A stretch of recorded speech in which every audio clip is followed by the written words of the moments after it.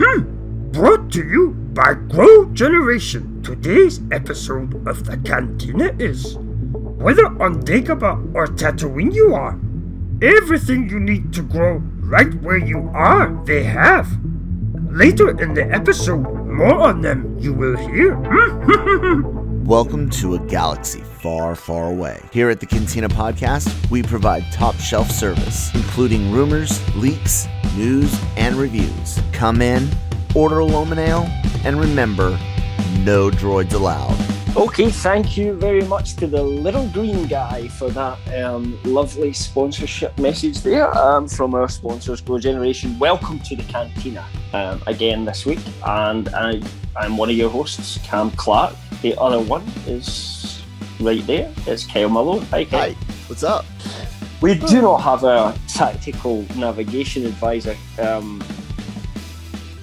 Sorry, I was forgetting his name there. Shockey with us this week because unfortunately he's decided to go on vacation with his family. Yeah. He went to go. He's doing recon on the Galactic Star Cruiser.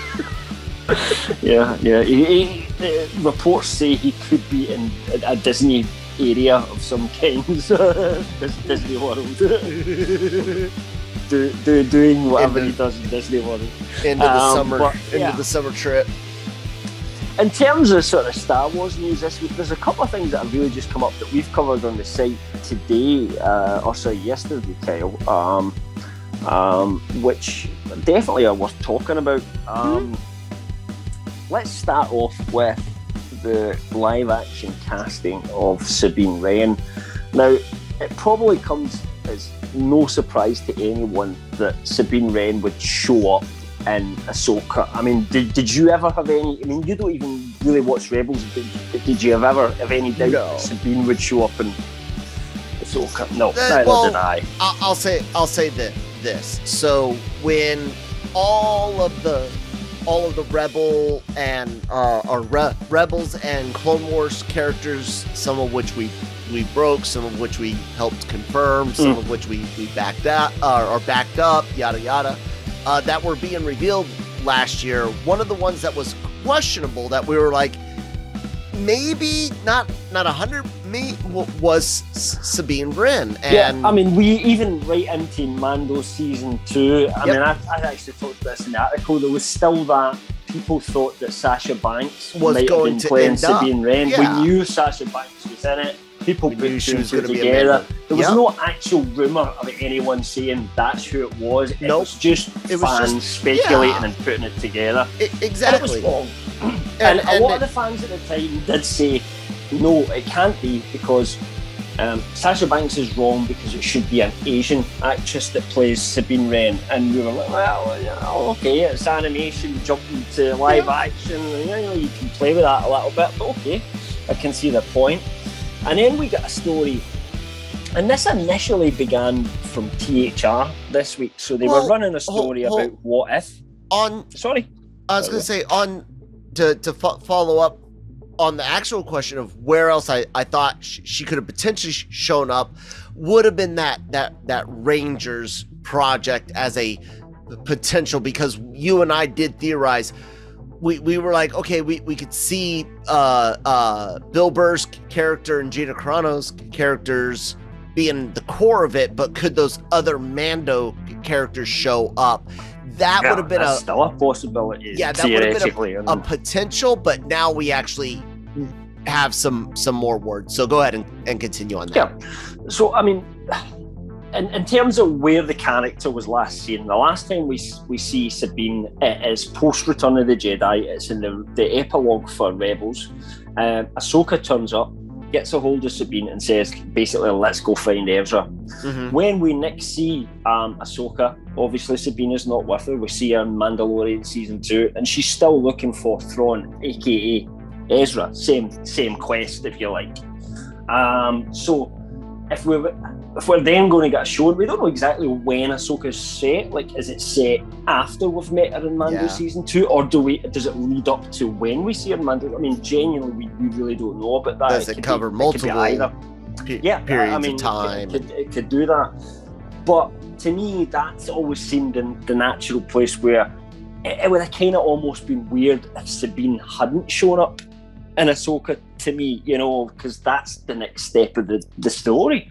But anyway, so this first began from a THR story, and they were just talking about, you know, the animation, Marvel's What If that was going on just now, and talking about characters making the jump from animation to live action and vice versa. And they mentioned that according to sources, the casting quest, if you like, was on at the moment for Sabine Wren. Just that. I think it was so kind of obviously a their story that it wasn't exactly something we rushed into. But after that, we then got a bit more information from some insiders. So initially, Jordan Maison had come out and said, "Look, from what I've heard, they're already narrowed down to 3 frontrunners. Hopefully something official will come soon," but wasn't mentioning any names. But he did say that the actresses I've heard are of Southeast Asian heritage. However, after that, Adam Frazier of Slash Film then came out and named 2 of those people. And he had heard Lana Condor or Tati Gabrielle. Mason then come back and said, okay, since Adam's given you this, I'm going to add the 3rd person to the list, which is Havana Rose Liu. So that's a kind of as far as we are led to believe, and we definitely trust Jordan Mason's information, don't we, Kel? Because there's so many things back and forth that either we hear something and he goes, yeah, or adds a little bit to it, and vice versa. So we that's absolutely good trust company. Him. So if you trust us, trust Jordan Maison, is what I would say. So I'm thinking this is definitely the kind of short list of who they're looking at for the roles. No, I haven't really given this too much thought, so I'll ask you, maybe you have, which one of those 3, I don't know if you've seen pictures of them all. There's pictures of the 2 of them on the article I wrote today, but the 3rd one you would have to look up. But so who do you think?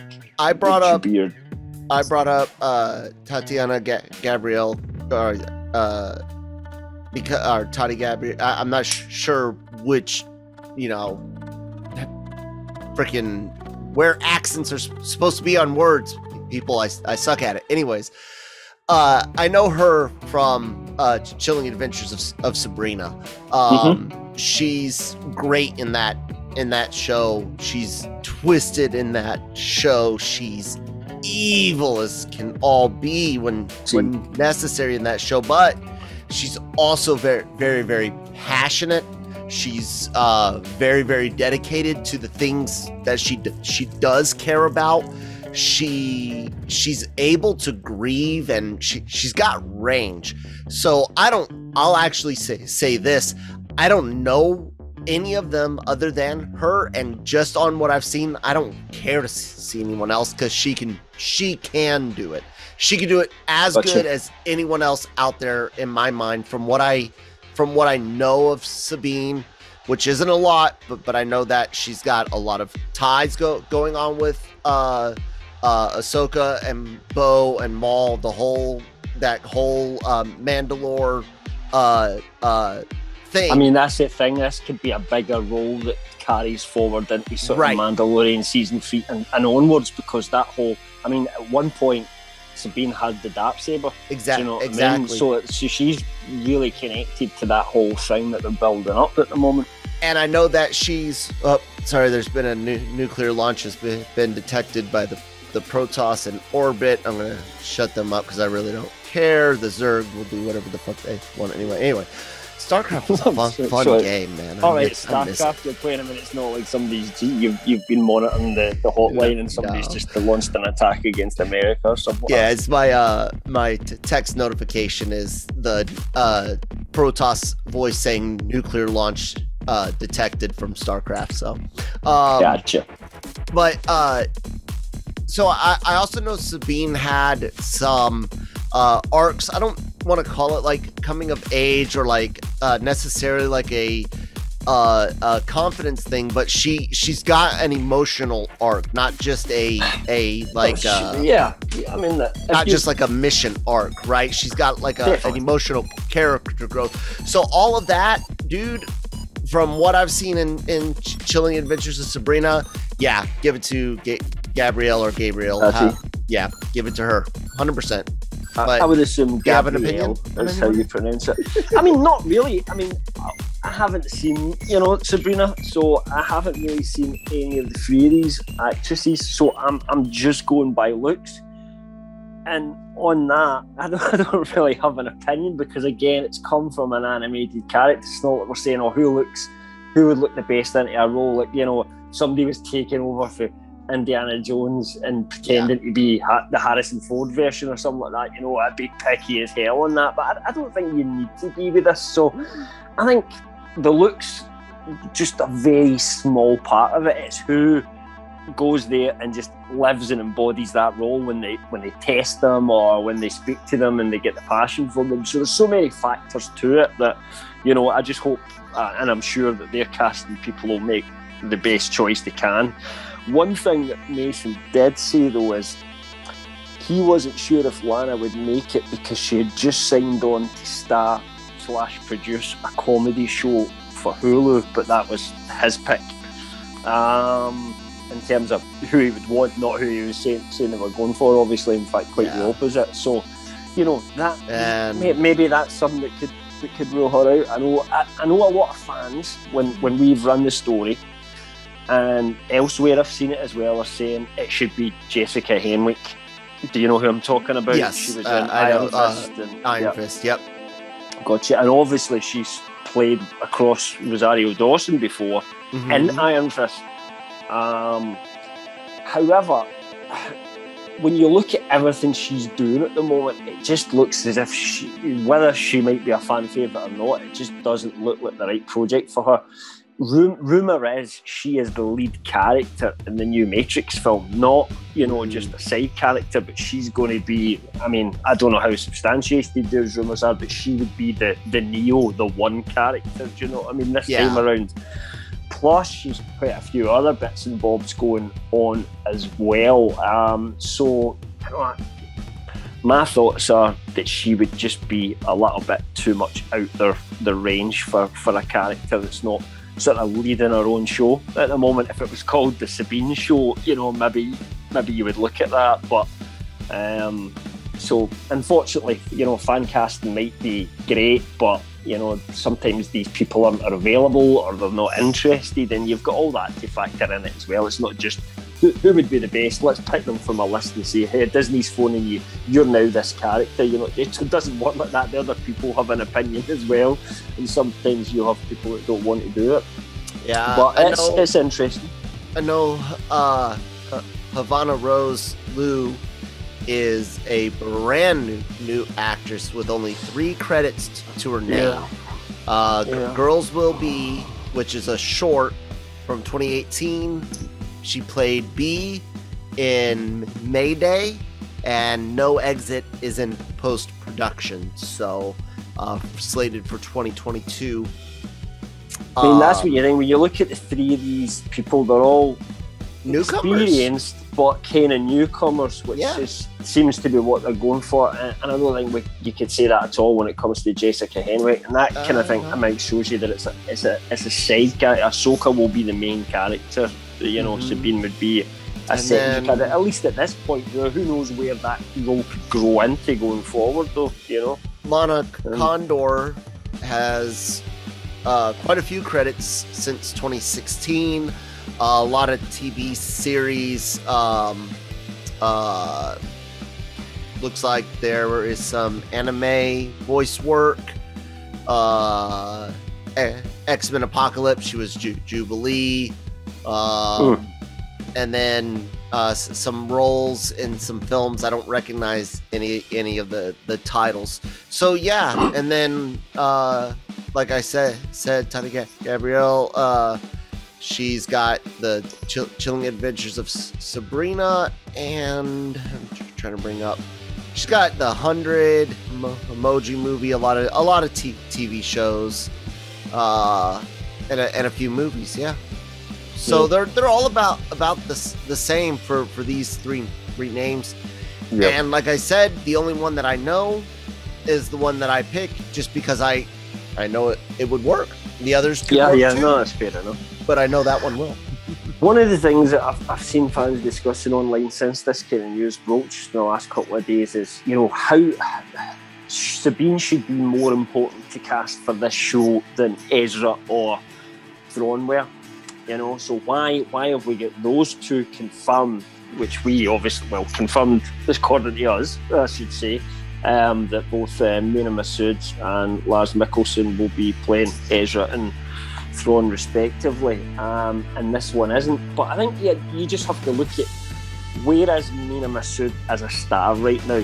His star is high. He's just starred in Aladdin for Disney. He's a big name really at the moment.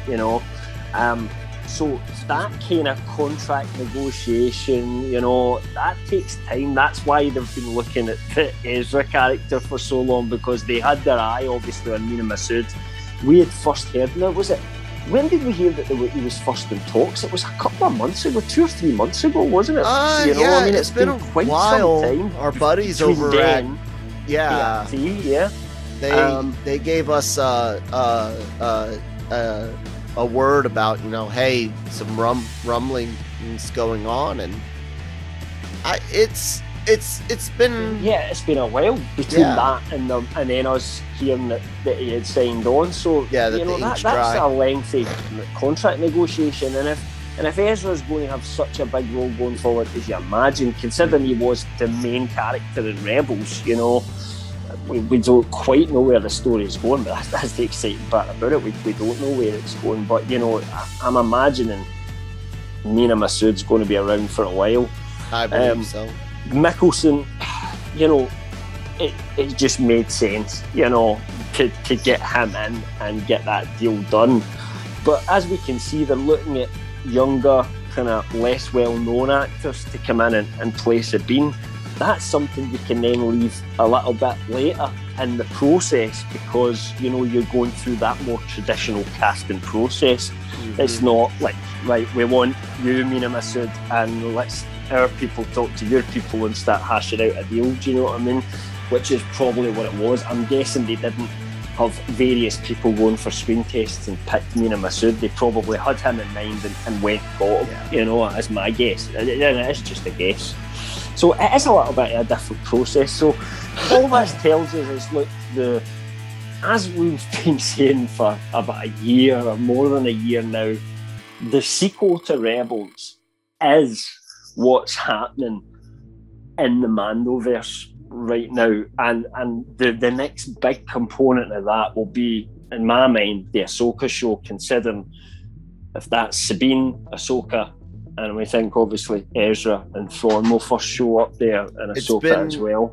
It's been one of the most interesting things to see, and I think you and I and others, but speaking about here at LRM and the Genreverse, podcast network, make sure you guys are liking and sharing and subscribing. Follow us on audio, watch us on YouTube, all that good stuff. But we've been kind of like pointing out, hey, this animated rumor, sure, it could happen, but it kind of makes more sense if it ends up live action over here, and then that's what comes of it. But it's not necessarily because of the fact that we're right or that we have a better train of thought.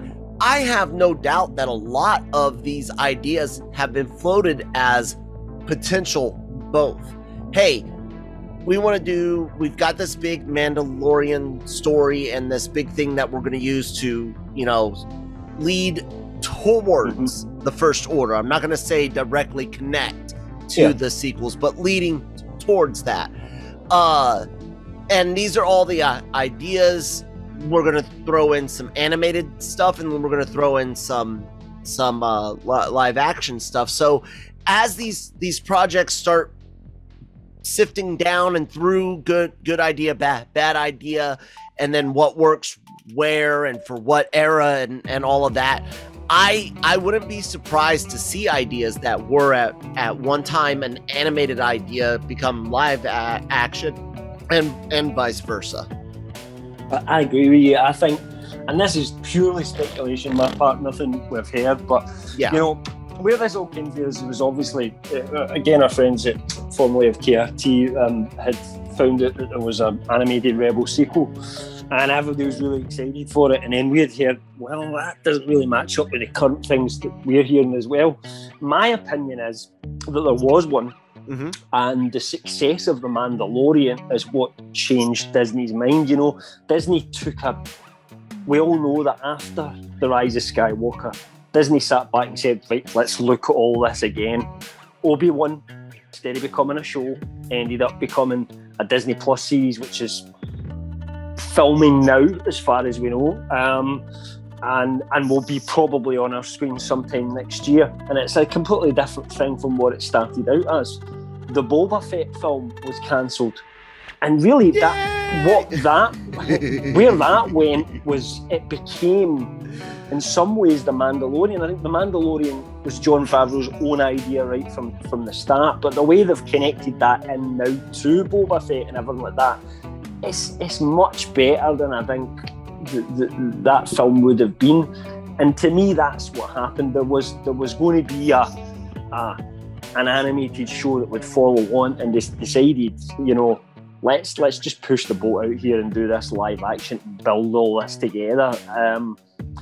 And I think it's for the better, ultimately. I think it will be for the better, ultimately, in my opinion. And I think Ahsoka's proved that you can make that jump from animated to live action, and the fans will still go gaga for it. Because there's a lot of people that, like you, Kyle, never watched Rebels, or maybe didn't like the Clone Wars because they're animated or whatever. You were pissed off at Star Wars at the time. Because I'm a grown up and I prefer my fantasy. You never watch animation. I mean, you know, Mr. Anime podcasts and everything like that. I know you can't see it, but like, I don't. I've got my shelf of anime figures and shit. You know, I don't tend to watch animation. However, I do watch Star Wars animation just because it's Star Wars. So, you know, I'm watching The Bad Batch. I have seen all of Clone Wars, and I have seen all of Rebels, even the good and bad bits of both, because there were some bad bits in both shows, 100%, but there was a lot of good in there as well. So far though, the live action kind of it satisfies me in terms of what I think is, when you go animation, sometimes people aim too low. They go for low-hanging fruit. They think, right, we've got a set runtime here. We can't get too much into character development. Character development has to happen over a long period of time. You can't just have a 20-minute conversation, you know, between two characters. You can, but they don't tend to do that in the types of shows that the Clone Wars or Rebels were, because they need to keep the kids engaged as well. And that's always been my issue with animated. It's not that I dislike the stories, but sometimes you don't get time to get proper drama in there and learn the characters. And what I'm seeing from bringing these characters to live action is we actually have the opportunity to do that, to take them that step further and actually enhance the animated shows by what we see in the live action, as opposed to maybe that happening the other way round about with the Clone Wars for once as well. So it's all good. I agree, man. You know what else I agree on? Yep. Making money. And how do we do that? We take breaks and words from our sponsors. Our sponsors, yeah. So we're going to take a quick word from Grow Generation. Take it away, guys. Grow Generation, where the pros go to grow. For all of your cultivation needs, Grow Generation has the right products, service and staff to make your grow successful. Go to www.growgeneration.com, where the pros go to grow. And welcome back. Thank you, Grow Generation. It's the place to go and grow if you are a pro. So we talked a lot about what's next in Star Wars. Obviously, before the break, we talked about the casting of, or the potential casting that's coming up with Sabine Wren. We're talking about all the Disney Plus shows and everything that's coming, that's going to be building up and connected to each other. But what about the movies? On the movie front, we have only 3 confirmed movies exist at this moment in time in Star Wars. And we all know what those are. Number 1, and the closest one to us, is Rogue Squadron, which is going to be directed and story by Patty Jenkins. And Kyle and I have worries about that, just because we're big fans and we're so excited to have a Rogue Squadron film, and we just see a film like Wonder Woman 84 and think, oh, don't do this to Rogue Squadron, and that's our basic kind of standpoint on this one at the moment, but we certainly hope we're proved wrong. Yep. And then we have Taika Waititi's unnamed Star Wars movie, which will be the next one out the door after that. And then after that, we have a Kevin Feige produced Star Wars movie, which Michael Waldron is writing. Mm-hmm. I don't know if he's writing it right now, but he will be writing it. Yep. You're forgetting the Rian Johnson trilogy still on, buddy. Well, yeah, but I mean, when that might be after I'm dead, that we see that. I mean, it might be produced posthumously after his death. At this point. I don't know. I don't know what they're doing with that, but there's no finite timeline on that for the moment. I mean, Rian Johnson's busy. He's got two Knives Out movies to make for Netflix. That first one basically. Was awesome. It was an awesome film, and I'm definitely looking forward to both Knives Out 2 and 3, especially if they're on Netflix, because I'm not a theatre guy like you, so I can just turn it on and watch it on Netflix, which is nice for me. Anyway, but that's as much as we know, and we kind of have an idea of where we think Rogue Squadron will go just because of the name, right? And Patty Jenkins talked about fighter pilots and how her dad was a fighter pilot and it was a big passion of her. So we think Rogue Squadron is going to be kind of like the book in some ways, that it's dealing with a squad of pilots. But that is literally the only information we have about these three films. However, Taika Waititi did give us a little bit of information, not much, when he spoke recently to, let me just see who it was again. Who was he talking to recently? I'm bringing it up to share with Wired. It's Wired. So he was speaking to Wired and just talking about generally about all the kind of things he's working on at the moment, Thor: Love and Thunder, all that sort of stuff. And the main thing it was because he's obviously not starring, but he's playing the lead villain in Free Guy, which, by the way, our reviewer Fox Troilo reviewed yesterday. If you listen to this on Friday when it releases, then check out on Thursday. Fox has got a review up of Free Guy already. Anyway, but turn to his Star Wars film, and he gave us a little kind of update on where it was going at this time. So he said basically it's not going really that far on at the moment. He's still at the exterior space, which is obviously script direction, right from the start, which is of course how you'd expect every Star Wars film to start. But he does say, but we've got a story, and obviously he's not writing this on his own. Now you could look that up for me, Kel, but I can't remember the name of his co-writer on this one. It's a female. It's escaping my tongue right now, but yeah, he's not writing the movie on his own. I'll let Kel look that up at the moment. But anyway, this is what he had said. But we've got a story. I'm really excited by it because it feels very me. I tend to go down that little sincerity alleyway in my films. I like to fool the viewer into thinking, it's this, and then them going, damn it, you made me feel something. Christy Wilson Cairns. There you go. Yeah. So, I mean, it's not much, but that's the first we've heard about it, and it's basically the idea in the article and the way they posed the question to him was that he was saying that's the next thing he goes to work on. So we know he's got a whole load of projects at the moment, because I don't know about you, but when I heard that he'd agreed to make a Flash Gordon, I started thinking to myself, is that going to come before Star Wars? Is he going to do that next? Is he going to be Star Wars? Then he goes to Flash Gordon. So that's kind of weird in itself, but it does sound as if the next thing that he starts working on now is getting the script and everything like that ready for that Star Wars film. So who knows? What do you think? 2024 we might see that, or do you think it'll be after that? I mean, right now IMDb, take that with a huge grain of salt, has it listed as 25, but I could see that. Rogue Squadron 23 or December 23, right? I guess. That's 23. 25. I could see Taika's coming out 25, and honestly, I think he could probably get Flash Gordon out before that, depending on the process of where story and script is. Potentially, yeah. I mean, who knows? We don't know where he is in that. And obviously, he did say he's working, and he still wants to do the live action Akira adaptation as well. But obviously, that would, I would assume, come after all of them. So he's going to be busy for the next few years anyway. And it also made me think that it's highly unlikely that Taika's like going to surprise us and it's a trilogy, or there's a series of films and this is just number one.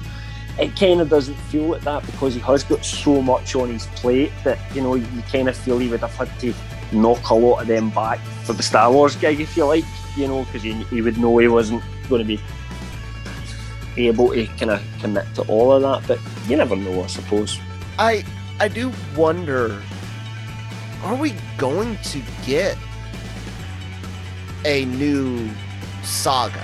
Or do you even want a new saga? Because I'll be honest with you, if I didn't hear the word episode or saga for the next till 2030, I would be happy. What do you think, Cam? 2030. I might be just getting too old by then. I don't want it to be too long. So do you know, you there really could be want potential a health new issues. saga? Do you want another galaxy-spanning adventure? If somebody could do it right, if somebody could give us a really good sort of trilogy again, then absolutely, because, you know, the Star Wars trilogy is the trilogy for me, and, you know, it made me fall in love with the whole trilogy format, and, you know, and that to me is the trilogy, where it's one story split into three parts. The second one's the kind of darker one where the bad guys win, and the last one, you know, the hero saves the day, but, you know, and everything kind of emotionally gets resolved. That's what I fell in love with as a kid. So if somebody could pull that off again, then absolutely. But,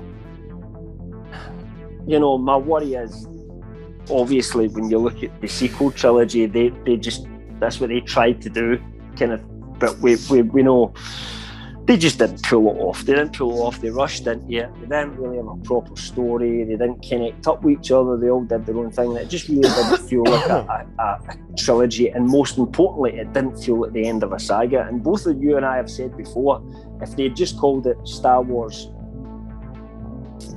insert subtitle here, Episode 1, instead, you know, I mean, basically Star Wars The Next Generation, Episode 1, they really would have given themselves a lot more breathing room, because, you know, they could have went anywhere. They didn't have to follow any of the same formats. They didn't have to necessarily connect everything up to the original trilogy in that last movie, which they had to try to do. So if this was just somebody going, I'm creating my own, if somebody said to me, for some reason, even though you've got absolutely you know, no decent writing experience, we're going to give you the keys to Star Wars, what would you do? I would imagine, and I would write a trilogy. That's what I would want to do. Whether I could do it on my own, or I had to bring other people in to kind of knock that out and make it work, but that's what I would aim for. So that would be the chef's kiss. If you like, if somebody could give us a Star Wars trilogy that we were like, that was as good as the original trilogy. Now, you and I,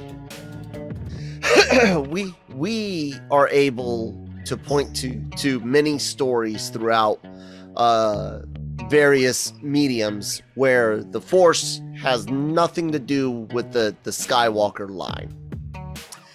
For most people, the only other name that will come up in their minds is something like Revan, or Raven, or Revan, whatever. Right. Okay. Like an Old Republic trilogy, something like that. Right. So that was going to be my question. It's like, if you do another saga, people are going to want to involve the Force more than likely. But I would. I don't want it to have anything to do with Palpatines or Skywalkers. Yeah, you don't have to. It doesn't have to. Exactly. You don't have but to. But you can have the basic concept of light side, good side. Right. Be there, you know. So my curiosity all though existed is long before the Skywalkers and the Palpatines. You know, this has been going on for thousands of years. I would have loved if Episode 7 had been, 1,000 years in the futures, and there was no Luke Skywalker. At the very most, you bring Fisher and Hamill in as fucking Force ghosts, and that's it. In episode 7, I know everyone's like, but Kyle, what about that Mandalorian? I swear on my life, given what we had seen, I wish we had never seen Mark Hamill on the big screen. I would have gladly said, I will accept that Luke Skywalker died a long time ago, and this new Star Wars is in the future, over what we have to deal with now, because all that was Disney saying, let's capitalize on it, because we don't have a good fucking story to tell. It was all about we're bringing back the original stars. That's what they sold us on, and you know what? It worked, because that's what got all our bums into seats on opening day to see the But you could have gotten why it made so much money.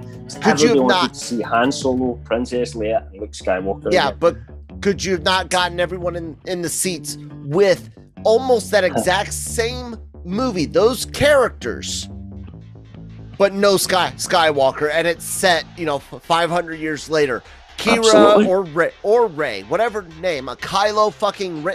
Dude, all of Episode 7's trailer cut looks fucking interesting as all hell, and you could easily even keep the Millennium Falcon or an X-Wing or some sort of touch, but not the names of the characters alive, because it makes it limits it, it drags it, and then we all had these expectations, and fuck, man, expectations. Yeah, but at the same time, if a character had showed up 1,000 years in the future and their name was Skywalker, and they were part of the Jedi, and they had that connection, but they were a great grandchild of Leia or something like that, you probably you wouldn't bother about that. I mean, it would just be a new story with new characters. I would still be the Skywalker saga anymore. Well, because it would be saying basically that name is the most important thing to the entire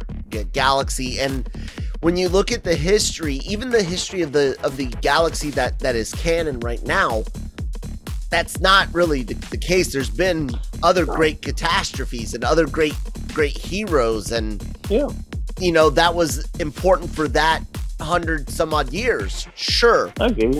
After that, if it was up to me, I would take your idea over what we got. However, what I wish they'd done is started off what they've been doing with the Mandalorian and everything like that, built up to an actual sequel trilogy, and took the time, because that's how you take your time and work out a story.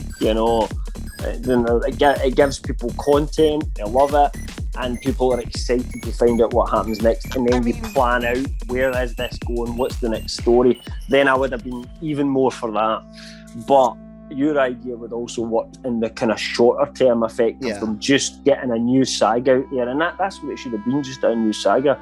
And if you ask me, again, if somebody gave me the keys, that's what I would do. I would go, look, we're going 500 at least years in the future, so there won't be a Millennium 500 Falcon anymore. It's going to be scrapped. 1,000 in the past to get from Yoda. Be the new Millennium Falcon, there's not really any Yoda type characters left. There would be very few characters. No. I said you could go Force Ghosts. Or... I said you'd have to go a minimum of 1,000 in the past to get away from Yoda. Yeah, I understand that. Yeah, but that's why I would go into the future.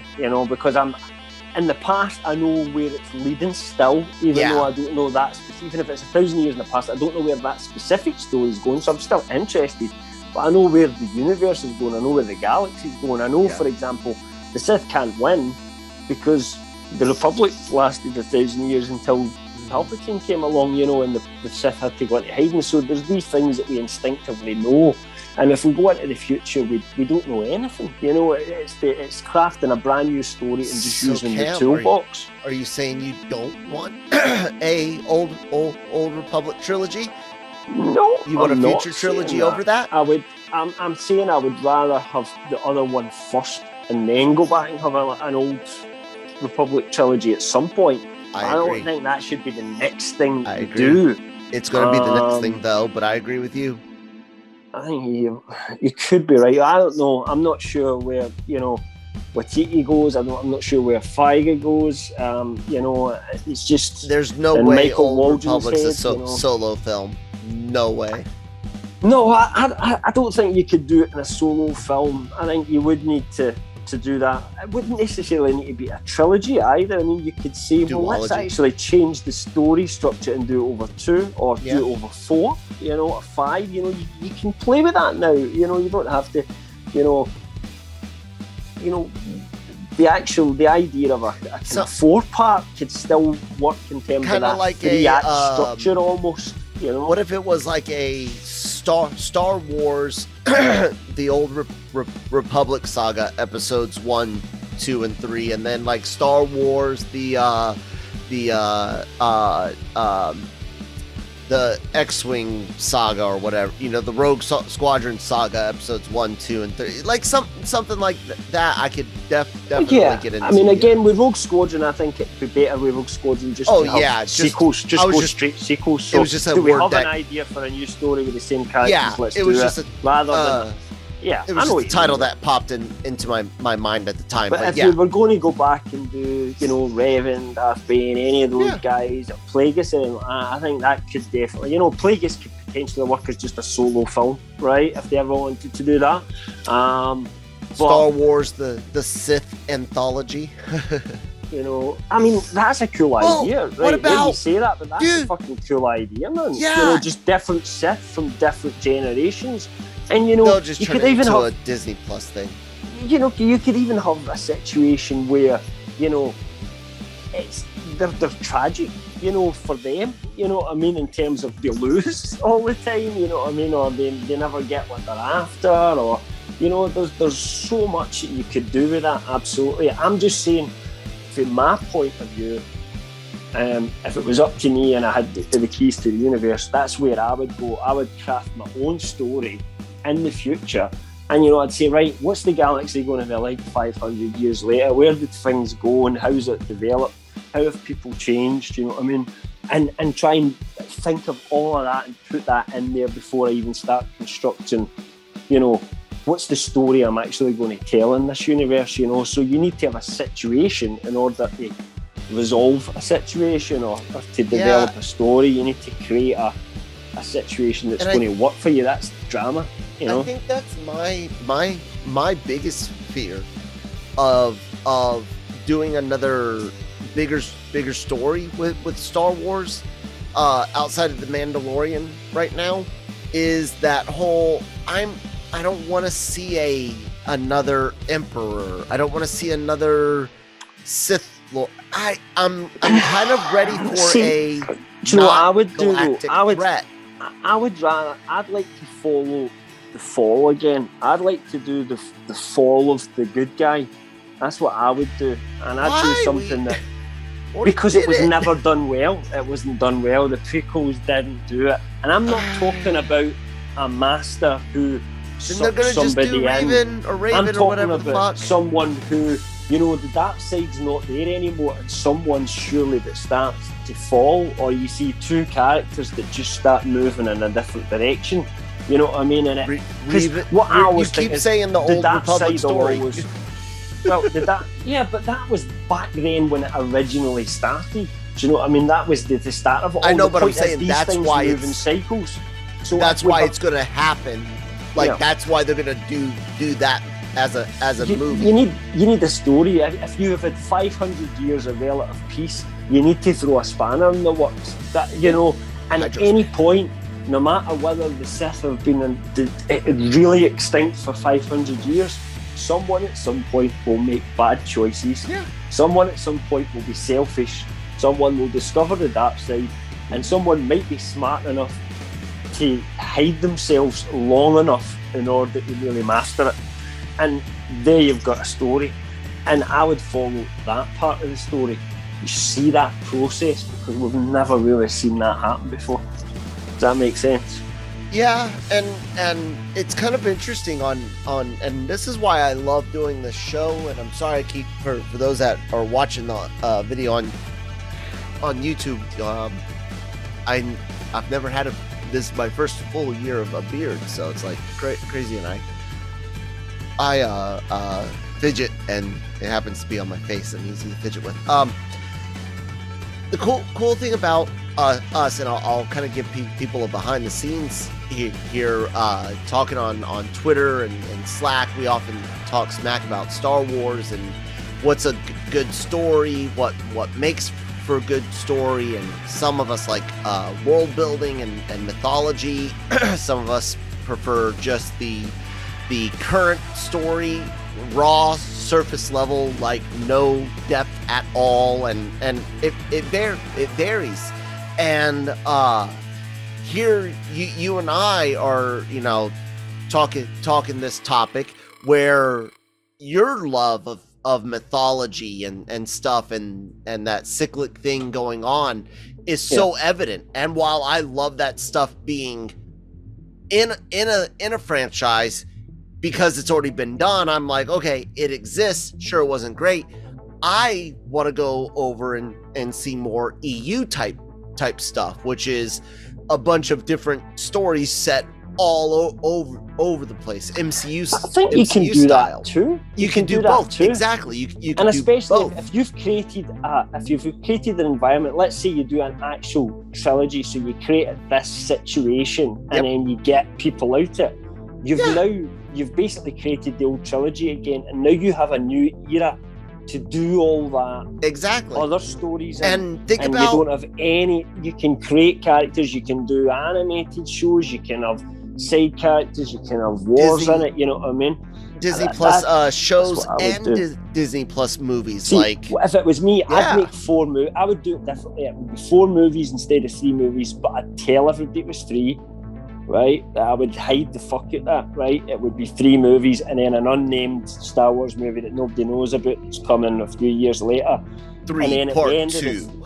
At the end of the 3rd one, I would episode leave it 3A. I would leave it on a cliffhanger at the end of the 3rd one and just go, what the fuck? And then people just are like, what's coming next? And then you announce that actually there's a part 4. Do you know what I mean? Something like that, play with people, and if you've got a good story, if you've got a good story, if you've engaged people and they come in and they want to know what's going to happen, boom, that is marketing. That's how that's how you set the internet on fire, something like that. But you have to have the product, you have to have the story that brought people in and they want to be excited to see concluded in the first place, characters that they love. And that has to be built from the ground up. And if you go 500 years in the future, you don't really have any restrictions. All you have to do is follow the basic rules of the universe that were established. You can change technology. You could change the way Force users behave because they're in a different environment. They're a different universe that's doing different things. Maybe they've all become pacifist monks or something like that. You could go down that kind of route where they don't really get involved, other than the wise old wizards that would advise people and stuff like that in the old stories. There's so many different avenues you could take that down that would still follow, as long as you still follow the rules of kind of how the Force works, what's been established so far.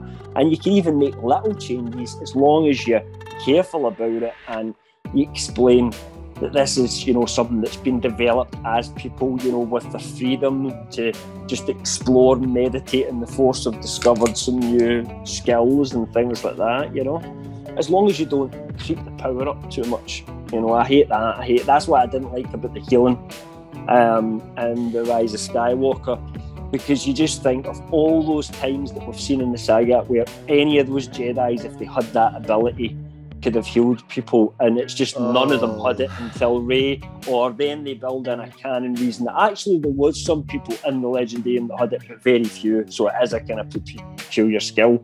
But it was something she could do, and it was something Kylo Ren could then do immediately afterwards to her as well, and it just, you know, I just don't buy it. And then suddenly Grogu can do it, so it was something really rare to know the most recent 3 Force users can all use it at the same time.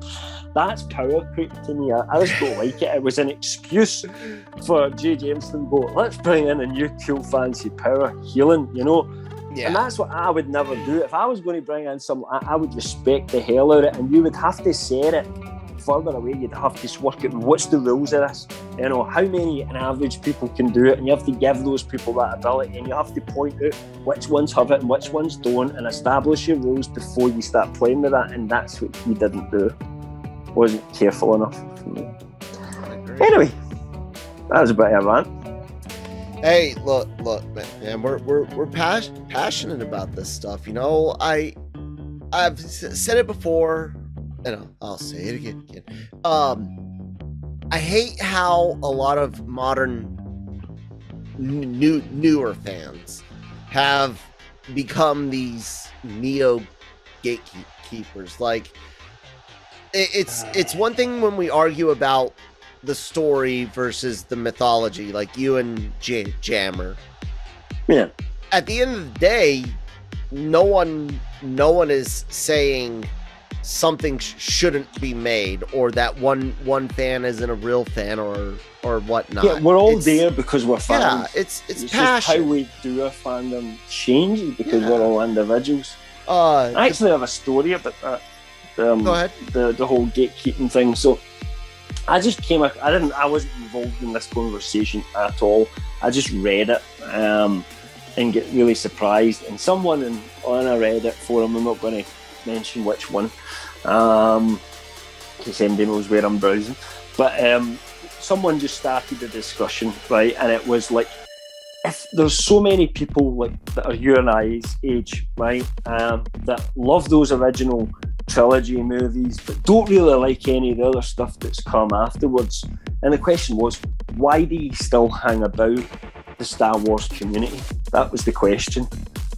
I mean, and this is exactly what I mean. I was like, ding ding ding ding. And my thoughts, you know, I think somebody replied and said, what was it? Basically, I was probably in this community when you were born, before you'd ever seen Star Wars, right? And I'm still in the community. I can't just take myself out it because I haven't enjoyed things. You can't, you know, just stop being a fan of the things that you liked before and taking an interest in it and want to discuss it. And as long as I live, I'll always be happy to sit and discuss Star Wars with somebody, whether my opinion becomes unpopular more and more as time goes on because I've become an old grumpy man. Who knows, you know? But it's like, why? It's like people too often nowadays seek out an echo chamber, and we've talked about this quite a lot of times in the show as well. It's like, I will find the people that think like me, and if anybody comes in to that safe place with a different idea, we will make sure they understand they're not welcome there anymore. I mean, I just don't get that, because to me, if I was joining, like back in the day when the internet came out, you know, I'm sorry, because I'm old, right? So, you know, when I was young, there was no internet, and when it came out, I was already an adult. And, you know, one of the things I loved about it was you could go into these just crazy chat forums and just debate with people. So someone had a different opinion for you, and you could just talk to them and you could argue, you know, and debate things and talk about it. And it was the people that you were most excited to see replied. Were the people that had different opinions from you, because there's the enjoyment of debating it. There is an actual skill to it. There's enjoyment in that. And I find in these echo chambers, they don't want that. They just want to slap each other in the back a little bit.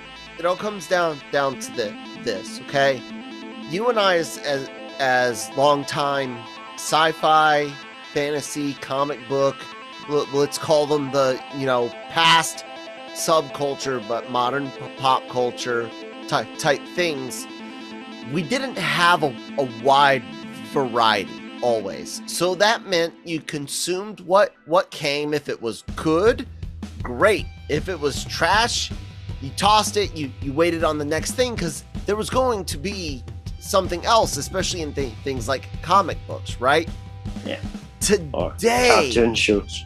There is just so much out there that people can only latch on to so much, and with the internet and the instant consumption and gratification aspect added to it, people are more like, you and I are super fans of Star Wars, but I almost feel like, despite the fact that I'll spend more money on Star Wars merchandise and you know, supporting the franchise than someone else, I honestly think that in their heart of heart, mind of minds, whatever, dude, they are more dedicated, or at least more fierce about it than I am in an unhealthy way. You know, that can lead to unhealthy, because I was so obsessed with Star Wars before the prequels that I spent the first little few years after that making excuses for them and pretending in my head that they were better than what they were, or until certainly before the final one came out, Sith came out, it's kind of saying that creating better scenarios that would make it all suddenly, you know, be a little bit better and things like that. You know, I was in that bandwagon, and when that kind of didn't happen and it all ended, and you kind of look back at it and say, oh, do I want to sit and watch the full trilogy tonight? You were like, okay, you know, I need to look at this again, you know. And you know, it wasn't because I felt like, you know, that I had changed in terms of what I thought about movies. I think it was simply the fact that I was such a big Star Wars fan that it was weird for me to be able to, I kind of felt like I was betraying the franchise by turning around at that point and saying I disliked something. But actually, that's just part of growing up, you know, really, because, you know, and forming your own opinion, that's a better part of yourself if you can do that, I think, because, you know, you're not always going to like everything, and if that's the way you are, you just like whatever they pump out, and it doesn't matter in the quality, that's when you start to get the really poor quality. You know, if everybody had just lapped up everything that Disney gave us, you know, and loved the sequel trilogy, maybe we don't get The Mandalorian, maybe we don't get Ahsoka, maybe we don't get Sabine coming to live action, because that made them reevaluate what they were doing, because the response from the fans, some of them, was negative. Exactly. Just remember, anyone that tells you, well, why don't you just like what they're making? They have complained here in Star Wars about stuff that they are making. We've legitimately had High Republic writers bitch about the Mandalorian. Hey, why did they do that? Because of the timing of the release and the PR and stuff. Basically, when Luke was released, it overshadowed some High Republic stuff being dropped. So yeah, like everyone right now, it's that echo chamber mentality. It's that whole, you know, sunken into what you know, because these things feed algorithms. Every time you search every time you speak around this, it's listening and it's surrounding you with things that it knows will most likely get you to click and watch more of, which are things that you like and things that you engage with. Does that mean you and I are in someone's echo chamber somewhere? Yes. And what's crazy is you and I are on people's echo chambers that are nothing alike, because we happen to have that one aspect that fits. You know what I'm saying? That's the kind of cool thing about us. You and I are like a Venn diagram. We got our overlapping areas and the areas that don't. And that's what makes good conversations. So. And you know, Mike's different from us again. Yep. He likes shitty lightsaber duels. He likes bad lightsaber duels that we make fun of. So, you know, there's not much that. So, we can't make fun of him when he's not here. Oh, yeah, we can. Anyways, yeah, let's wrap this up. All right. Yep. LRMonline.com every day for all your entertainment news and opinions, all sorts of written articles on every topic you could possibly imagine going on there, and a great place to find all of those topics in a wonderful 720p for the moment. I'm working on a damn it video, the Daily Cup of Genre, on our YouTube channel. It's where Manny and I talk about anything and everything going on. The website, off the website, sports, whatever. Also on that YouTube, we got all the interviews, A-list celebrities. Hell, we had Benedict Wong on just like two weeks ago. And then of course, all of the podcasts go up on YouTube as well, so you can catch them there. And if you only do the audio side, Daily Cog and all the other shows, Breaking Geek Radio, this show, the Marvel show, the anime shows, those all are available in audio format wherever you get your podcasts from. Cam and I have social media information in the description below and on the screen below if you're watching on YouTube. I don't know, Cam, you have anything else to say to anyone? No. All right, guys.